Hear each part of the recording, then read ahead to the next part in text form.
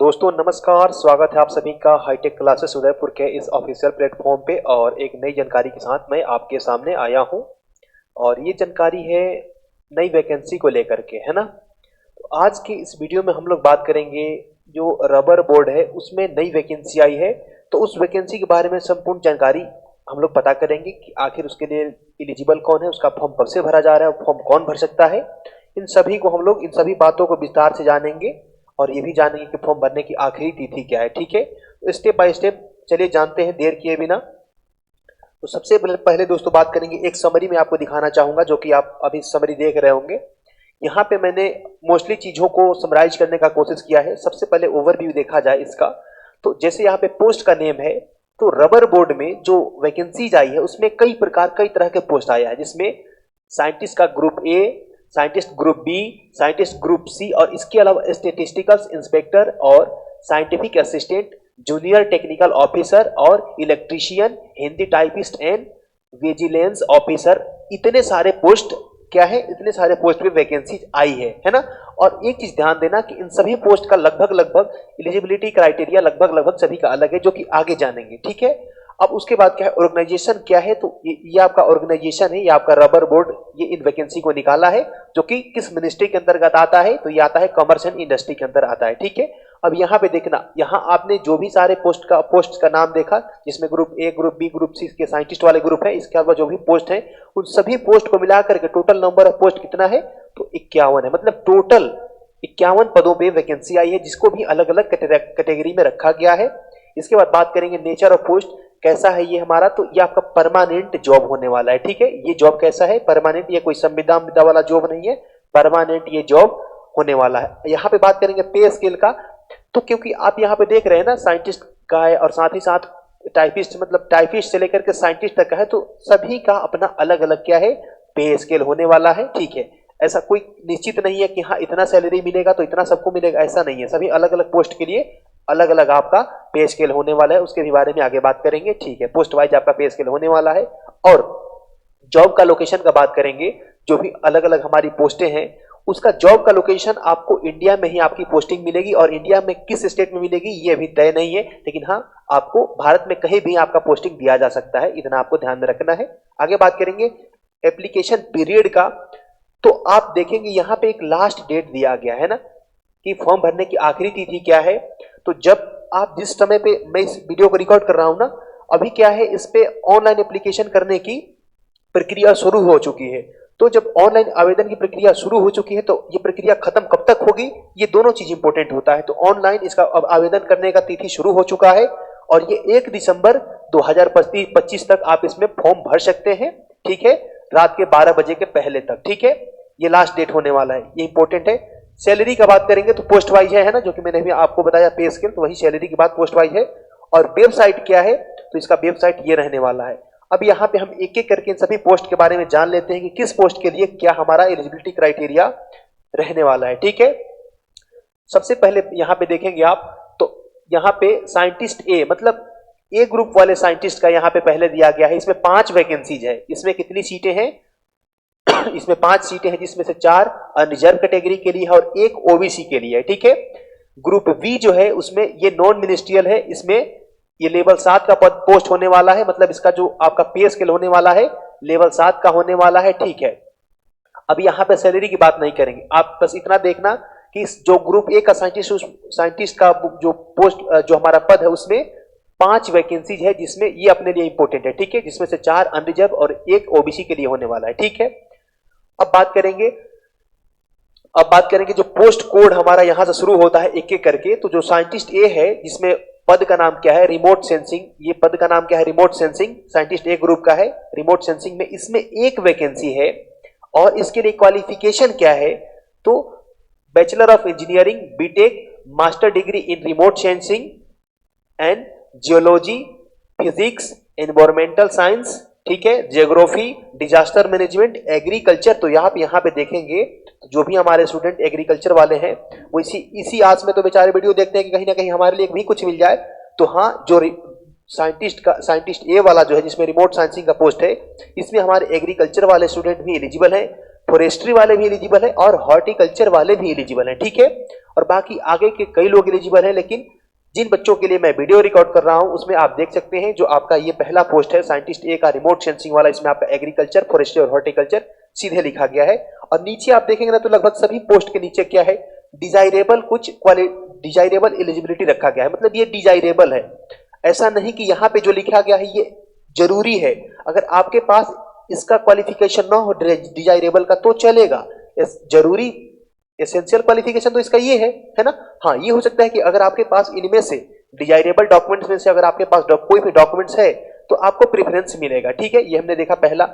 अब यहाँ पे बात कर लेते हैं दूसरे का। तो दूसरा पोस्ट का जो दूसरा पोस्ट है ये क्या है, ये भी साइंटिस्ट ए, ये भी ग्रुप ए के अंतर्गत का ही है। साइंटिस्ट ए वाले में ये बायो इन्फॉर्मेटिक्स का पोस्ट है, मतलब इस पोस्ट का नाम क्या है, bio informatics. Group A scientist में ये भी है और इसमें भी एक वैकेंसी है, इसमें भी एक वैकेंसी है। और इसके लिए आपका एसेंशियल क्वालिफिकेशन क्या है, तो देखो बहुत सारी चीजें यहाँ पे दी गई है, लेकिन मैं यहाँ पे डायरेक्ट बात करूंगा। यहाँ पे आप देखेंगे तो लाइफ साइंस जो कि कहीं ना कहीं एग्रीकल्चर से जुड़ा हुआ है। दूसरा है आपका agriculture with specialisation in biotechnology, है ना, और मॉलिक्यूलर बायोलॉजी और बायो इन्फॉर्मेटिक्स। तो यानी यहाँ पे हमारे एग्रीकल्चर वाले भी स्टूडेंट एलिजिबल है जिनका सब्जेक्ट, जिन्होंने अपना यूजी में सब्जेक्ट पढ़ा है बायोटेक्नोलॉजी और मॉलिक्यूलर बायोलॉजी, इनमें से कोई सा एक आपका सब्जेक्ट था तो आप इस पोस्ट के लिए एलिजिबल है, ठीक है। डिजायरेबल में भी फिर वही बात लिखा गया है, आपके पास रिसर्च वगैरह का हो तो ये डिजायरेबल है, ये जरूरी नहीं है। हो तो भी चलेगा, नहीं होगा तो भी चलेगा, होगा तो आपको अलग से प्रेफरेंस दिया जाएगा, ठीक है। आगे बात करते हैं अगला हमारा पोस्ट का।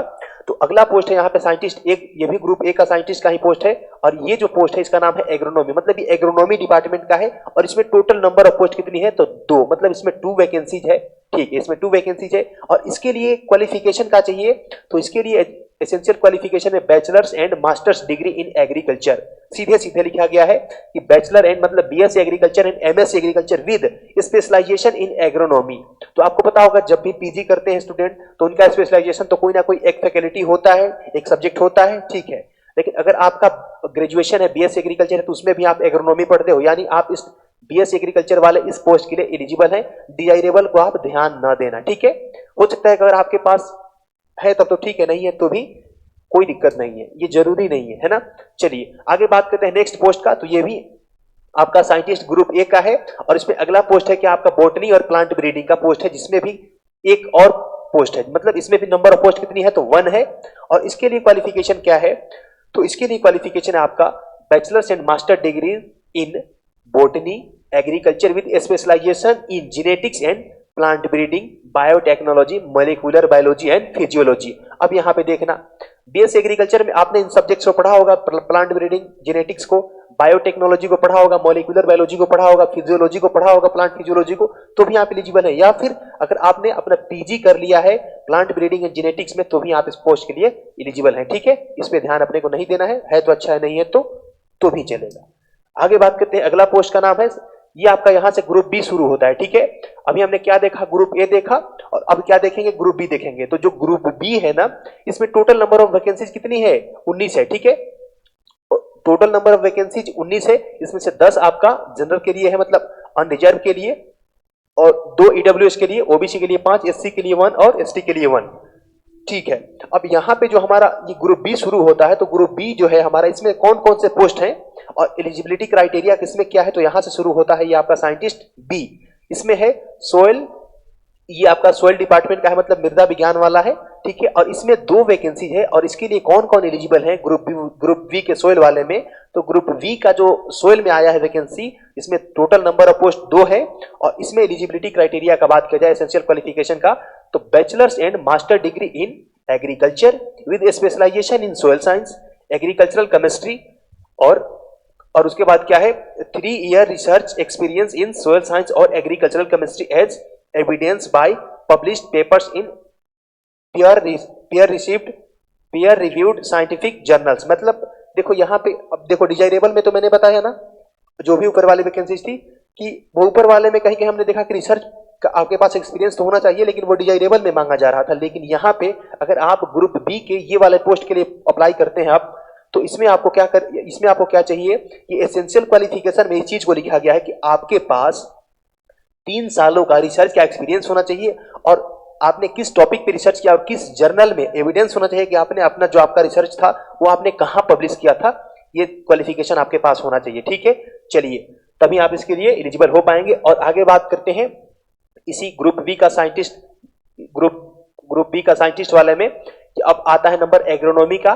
तो ये जो आपका एग्रोनॉमी वाला है इसमें भी 3 वैकेंसीज है ना। ग्रुप बी का एग्रोनॉमी में भी आपको 3 वैकेंसीज देखने को मिलेगा।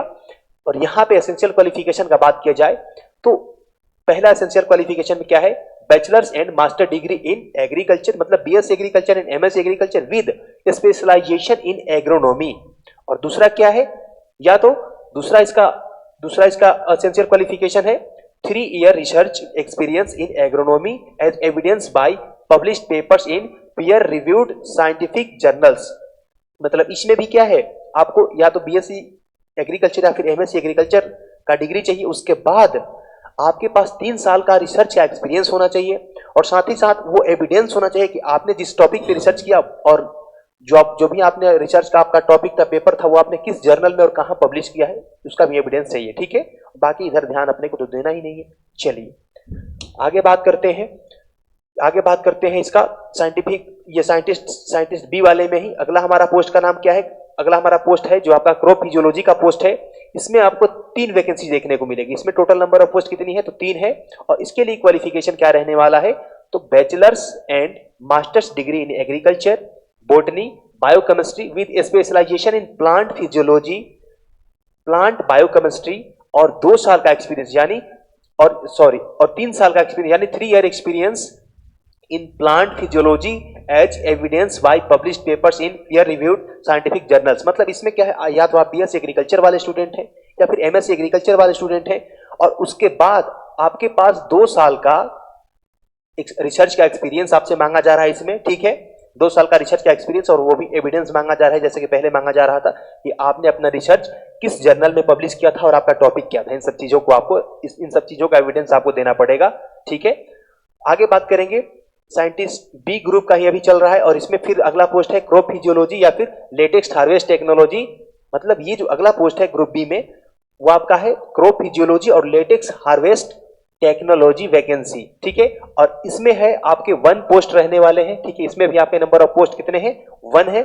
और इसके लिए क्वालिफिकेशन क्या है, तो bachelors and master degree in agriculture, botany, chemistry with specialisation in plant physiology, plant biochemistry, और इसके अलावा इसके बाद क्या है, इसके बाद चाहिए क्या, 3 साल का रिसर्च का एक्सपीरियंस प्लांट फिजियोलॉजी में। ठीक है, तो जैसे कि आपने पहले जो भी मैंने आपको बताया 2-3 पोस्ट, उसमें भी क्या था, आपको एविडेंस के तौर पे आपका रिसर्च पेपर भी, आपके रिसर्च पेपर का भी यहाँ पे मेंशन करना है, और वो भी आपके एसेंशियल क्वालिफिकेशन में आ रहा है। ठीक है, तो आपके ग्रेजुएशन और मास्टर्स के डिग्री के साथ ये आपका होना चाहिए रिसर्च का एक्सपीरियंस। ठीक है, चलिए आगे बात करते हैं पोस्ट कोड। पोस्ट कोड को तो छोड़ ही देते हैं, यहाँ पे बात करते हैं अपना साइंटिस्ट ग्रुप बी का चल रहा है, और इसमें अगला हमारा पोस्ट का नाम क्या है, अगला पोस्ट है एग्रीकल्चरल इकोनॉमिक्स का। ठीक है, एग्रीकल्चरल इकोनॉमिक्स या फिर इकोनॉमिक्स, इसमें भी आपको 2 वैकेंसीज देखने को मिल रहा है।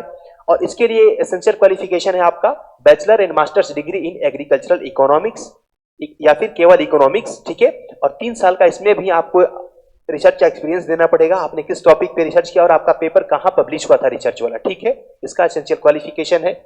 और आगे देखते हैं, अगला है आपका, ये भी आपका साइंटिस्ट ग्रुप बी का ही पोस्ट है, और ये है आपका एग्रोमेटेरोलॉजी का। किसका है, एग्रोमेटेरोलॉजी का है, और इसमें भी टोटल नंबर ऑफ वैकेंसीज कितनी है, तो 2 है। और इसके लिए एसेंशियल क्वालिफिकेशन आपका रहने वाला है bachelors and masters degree in agricultural meteorology. ठीक है, और केवल मेटेरोलॉजी, और उसके बाद है 3 साल का ऐसा ही रिसर्च का एक्सपीरियंस है ये आपका एग्रीकल्चर मेटेरोलॉजी में। और आपको एविडेंस देना पड़ेगा कि आपने किस टॉपिक पे रिसर्च किया और आपने आपका पेपर किस जर्नल में पब्लिश करा है, उन सभी चीजों का एविडेंस के साथ ये फॉर्म आप भर सकते हैं। वो एसेंशियल क्वालिफिकेशन में इस चीज को ध्यान रखना। ठीक है, आगे बात करेंगे यहाँ पे है आपका ग्रुप बी का ही चल रहा है, साइंटिस्ट ग्रुप बी का, और इसमें हमारा नेक्स्ट पोस्ट का नाम क्या है, बॉटनी और क्रॉप प्रोपगेशन। इसमें भी टोटल नंबर ऑफ वैकेंसीज 2 है, और इसके लिए एसेंशियल क्वालिफिकेशन क्या मांगा जा रहा है, तो उसके लिए essential qualification bachelors and master degree in botany agriculture with specialisation in genetics, plant breeding, biotechnology, molecular biology, physiology. ठीक है, और आपसे मांगा जा रहा है 3 साल का रिसर्च एक्सपीरियंस इन सब्जेक्ट्स में जिसमें जिसमें भी आपने यूजी या फिर पीजी किया है, इसमें आपका 3 साल का रिसर्च का एक्सपीरियंस आपसे एविडेंस के तौर पे मांगा जा रहा है। ठीक है, चलिए आगे बात करेंगे। साइंटिस्ट ग्रुप बी का ही हमारा नेक्स्ट पद है, उसका नाम क्या है? बॉटनी और प्लांट ब्रीडिंग। इस डिपार्टमेंट का पद है, मतलब ये बॉटनी और प्लांट ब्रीडिंग डिपार्टमेंट का है, और इसमें आपको एक वैकेंसी देखने को मिल रहा है। ठीक है, और इसके लिए एसेंशियल क्वालिफिकेशन क्या रहने वाला है? तो पहला देखा जाए तो bachelors and master degree in botany agriculture with specialisation in genetics and plant breeding, biotechnology, molecular biology, physiology, और इसके साथ ठीक उसी प्रकार आपके पास 3 साल का रिसर्च का एक्सपीरियंस होना चाहिए इन सब्जेक्ट्स में, जिन सब्जेक्ट्स में आपने यूजी या फिर पीजी किया है, specially plant breeding and genetics में एविडेंस के तौर पे आपको देना पड़ेगा, क्योंकि ये भी एसेंशियल क्वालिफिकेशन में इस चीज को मेंशन किया गया है ना। ऐसा नहीं कि सिर्फ आपके पास यूजी का डिग्री है तो आप इस फॉर्म को भर देंगे, तो ऐसा नहीं है, गड़बड़ हो जाएगा, आप उसके लिए एलिजिबल नहीं माने जाएंगे। ठीक है, चलिए आगे बात करते हैं। साइंटिस्ट बी का ही है हमारा अगला पोस्ट, उसका नाम क्या है? रबर टेक्नोलॉजी का है। तो रबर टेक्नोलॉजी में भी आपको 2 वैकेंसी देखने को मिलेगी, और इसके लिए क्वालिफिकेशन क्या रखा गया है? तो bachelors in master degree in chemistry, polymer chemistry और polymer rubber technology, 3 year research experience. मतलब ये अपना एग्रीकल्चर वालों के लिए तो नहीं है। ठीक है, ये अपना एग्रीकल्चर वालों के लिए नहीं, तो मैं इसको छोड़ देता हूं। ठीक है, ये नॉन एजी वालों के लिए है, केमिस्ट्री वगैरह वगैरह वाले स्टूडेंट के लिए है। यहाँ पे फिर से बात करेंगे, हमारा ग्रुप बी का ही पोस्ट है बायोटेक्नोलॉजी और मॉलिक्यूलर बायोलॉजी का, जिसमें आपको एक वैकेंसी देखने को मिलेगा, और इसमें आपसे क्या मांगा जा रहा है एसेंशियल क्वालिफिकेशन में? तो bachelors and master degree in biotechnology, molecular biology और मॉलिक्यूलर बायोलॉजी या फिर मॉलिक्यूलर बायोकेमिस्ट्री, और साथ ही साथ बोटनी या फिर agriculture with specialisation in plant biotechnology, molecular biology, plus आपसे 3 साल का रिसर्च का एक्सपीरियंस का एविडेंस मांगा जाएगा इस पोस्ट के लिए। ठीक है, साइंटिस्ट ग्रुप बी का जो पोस्ट है बायोटेक और मॉलिक्यूलर बायोलॉजी के लिए, जिसमें एक सीट है। ठीक है, चलिए आगे बात करेंगे। हमारा यहाँ से शुरू होता है ग्रुप सी। ठीक है, तो ग्रुप सी में टोटल 5 वैकेंसीज है, और वो भी अलग अलग कैटेगराइज है, जैसे मैंने आपको ऊपर बताया। ठीक है, तो 5 वैकेंसी में कौन कौन सी किस किस प्रकार की सीट है, किस किस डिपार्टमेंट की है, तो यहाँ पे देखेंगे। जो आपका 5 है, इसमें साइंटिस्ट का ग्रुप सी में, इसमें पांचों का पांचों यूआर के लिए है ना, पांचों का पांचों अनरिजर्व के लिए है। पहला आपका जो पोस्ट है वह है साइंटिस्ट ग्रुप सी का एग्रोनॉमी और सोइल डिपार्टमेंट का है, रबर बोर्ड में ही, और इसमें एक वैकेंसी है, और इसके लिए क्वालिफिकेशन क्या रखा गया है? Bachelors and master degree in agriculture with specialisation in agronomy, soil science, agricultural chemistry, और plus 5 year research experience in any of the above subjects evidence by published papers इन।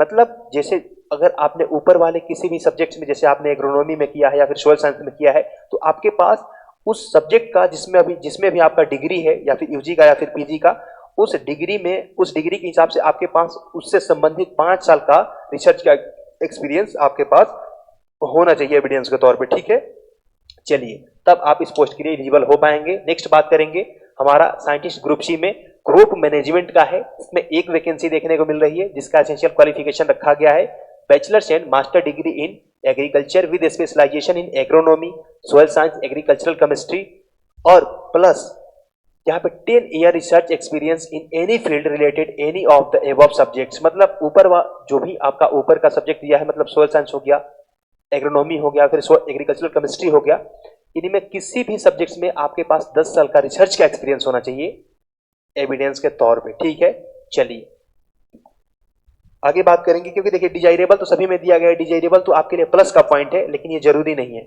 आगे बात करेंगे साइंटिस्ट सी ग्रुप का, crop physiology का post इसमें भी है, और इसमें नंबर ऑफ वैकेंसी 1 है। ठीक है, और इसके लिए एसेंशियल क्वालिफिकेशन क्या रखा गया है? तो bachelors and master degree in agriculture, botany, biochemistry with specialisation in plant physiology. ठीक है, प्लांट फिजियोलॉजी में आपका स्पेशलाइजेशन होना चाहिए, और प्लांट बायोकेमिस्ट्री में भी आपका स्पेशलाइजेशन होना चाहिए, प्लस 5 साल का वहीं रिसर्च का एक्सपीरियंस आपसे मांगा जाएगा एविडेंस के तौर पे। ठीक है, तो चलिए ये भी आपने देख लिया। और आगे बात करते हैं, आगे बात करेंगे साइंटिस्ट ग्रुप सी का ही जीनोम। जो जीनोम का मतलब क्या है? हाँ, वही है आपका प्लांट ब्रीडिंग और बायोटेक्नोलॉजी वाला जीनोम। तो जीनोम वाला जो अपना ये जो जीनोम डिपार्टमेंट है, मतलब जिसमें जीनोम से रिलेटेड आपका जो भी वैकेंसी है, इसमें भी नंबर ऑफ सीट कितनी है? तो 1 है। ठीक है, लेकिन अगर आप बात करेंगे इसके लिए एसेंशियल क्वालिफिकेशन क्या होगी, तो वही होगी बायोटेक्नोलॉजी रखा जाएगा, मॉलिक्यूलर बायोलॉजी रखा जाएगा, बैचलर या फिर मास्टर डिग्री आपके पास होना चाहिए, या फिर बायोटेक्नोलॉजी में, मॉलिक्यूलर बायोलॉजी में, और फिर बायोकेमिस्ट्री में, या फिर बॉटनी, या फिर agriculture with specialisation in plant biotechnology, molecular biology, तभी क्या कर पाएंगे आप इस पोस्ट के लिए एलिजिबल हो पाएंगे। प्लस में 5 साल का रिसर्च एक्सपीरियंस आपके पास होना चाहिए। ठीक है, आगे बात करते हैं। तो हमारा अगला जो है वो है साइंटिस्ट ग्रुप सी में ही रबर प्रोसेसिंग एंड टेक्नोलॉजी का। इसमें भी आपको एक वैकेंसी देखने को मिल रही है, और इसमें एसेंशियल क्वालिफिकेशन में क्या मांगा जा रहा है, तो bachelor and master degree in rubber technology, polymer technology, chemistry. यानी यहाँ पे एग्रीकल्चर का कोई जिक्र नहीं है, यानी ये हमारा वैकेंसी, ये वाला खास करके post rubber processing and technology वाला, ये अपने एग्रीकल्चर वाले स्टूडेंट्स के लिए नहीं है। ठीक है, अगला है हमारा असिस्टेंट डायरेक्टर। ठीक है, असिस्टेंट डायरेक्टर का जो पोस्ट है, इसमें एक वैकेंसी है जो कि ईवार के लिए है। ठीक है, इन ग्रुप ए। और यहाँ पे देखेंगे इसके लिए एसेंशियल क्वालिफिकेशन क्या रखा गया है, तो इसके लिए एसेंशियल क्वालिफिकेशन रखा गया है bachelor engineering, B Tech in computer science, या फिर बीटेक या फिर इंफॉर्मेशन टेक्नोलॉजी, और master degree in computer application from recognise university. मतलब ये भी हमारा पोस्ट है, ये कंप्यूटर वालों के लिए, इंजीनियरिंग वालों के लिए है, बीटेक वालों के लिए है, एग्रीकल्चर वालों के लिए ये पोस्ट नहीं है। ठीक है, आगे बात करेंगे तो यहाँ पे देखा जाएगा तो ये भी जो पोस्ट आपको देखने को मिल रहा है, इसमें भी आपका एग्रीकल्चर वाले स्टूडेंट हमारे एलिजिबल नहीं है। ठीक है, तो अब देखते हैं ये जो आपका अगला पोस्ट है, पोस्ट कोड नंबर ये। तो यहाँ पे देखेंगे स्टेटिस्टिकल इंस्पेक्टर का जो पोस्ट है, इसमें भी 2 वैकेंसी है, और इसमें भी अपना एग्रीकल्चर वाले स्टूडेंट एलिजिबल है। अब इसका देख लेते हैं क्वालिफिकेशन क्या मांगा जा रहा है। तो मास्टर डिग्री इन स्टेटिस्टिक्स, या फिर agricultural statistics, econometrics, mathematics from recognised university और इक्विवेलेंट। और इसके साथ आपके पास 2 years experience in collection, compilation and interpretation और स्टेटिस्टिकल डेटा का है। ठीक है, मतलब इसमें आपसे एक्सपीरियंस मांगा जा रहा है। ठीक है, अगर आपके पास डिग्री है मास्टर यानी एमएससी का डिग्री है स्टेटिस्टिकल साइंस में, स्टेटिस्टिकल मेथड में, या फिर एग्रीकल्चरल स्टेटिक्स का आपके पास डिग्री है, तो भी आप एलिजिबल है। लेकिन साथ ही साथ आपसे यहाँ पे जो भी चीजें लिखी गई है उसमें आपके पास एक्सपीरियंस होना चाहिए, तभी आप एलिजिबल हो पाएंगे। और अगला बात करते हैं, अगला है आपका, इसमें आप देखेंगे तो इसमें आपका एग्रीकल्चर वाले हमारे स्टूडेंट एलिजिबल नहीं है, इसको छोड़ देते हैं। फिर आगे बात करते हैं तो इसमें भी आपके एग्रीकल्चर वाले स्टूडेंट एलिजिबल नहीं है, इसको भी छोड़ देते हैं। अब देखिए कुछ चीजें यहाँ पे बचा हुआ है, तो अब बात करेंगे हम लोग क्या कि मेन मुद्दे पे बात करेंगे। तो मैंने आपको बताया कि फॉर्म भरने की तिथि क्या है, मतलब फॉर्म भरने की तिथि इसकी शुरू हो चुकी है 2 नवंबर से ही, और इसकी तिथि कब तक रहने वाली है, तो इसका फॉर्म भरने की अंतिम डेट रहने वाली है आपका 1 दिसंबर। ठीक है, और इन सभी में देखा जाए तो एक चीज और है जो कि मैं आपको बता दूं, जो ये है आपका कि इसके फॉर्म भरने की फीस कितनी लगेगी। तो आपको मैंने बताया एक तो था ग्रुप ए, दूसरा था ग्रुप बी, और तीसरा था ग्रुप सी। तो ग्रुप ए में अगर आप फॉर्म भरना चाहते हैं तो इसके लिए आपको 1500 रुपए देने होंगे। कितने? 1500 रुपए देने होंगे। और अगर आप ग्रुप बी के लिए फॉर्म भरते हैं तो आपको 1000 रुपए देने होंगे। कितने? ग्रुप ए के लिए 1000 रुपए फॉर्म का फी रखा गया है। ठीक है, और ग्रुप सी वाले के लिए रखा गया है 500 रुपए। ठीक है, ग्रुप सी वाले पोस्ट के लिए 500 रुपए फॉर्म का फीस रखा गया है। तो इसमें मैंने आपको बताया अलग अलग पोस्ट के लिए कौन कौन एलिजिबल है, फॉर्म भरने की डेट क्या है। ठीक है, तो आप भी इच्छुक हैं इसमें फॉर्म भरने के लिए और एलिजिबल है तो आप अपना फॉर्म जरूर भरिएगा। फिलहाल इस वीडियो को यहीं समाप्त करते हैं, मिलते हैं एक नई और अगली वीडियो में। तब तक के लिए आप सभी का बहुत बहुत धन्यवाद।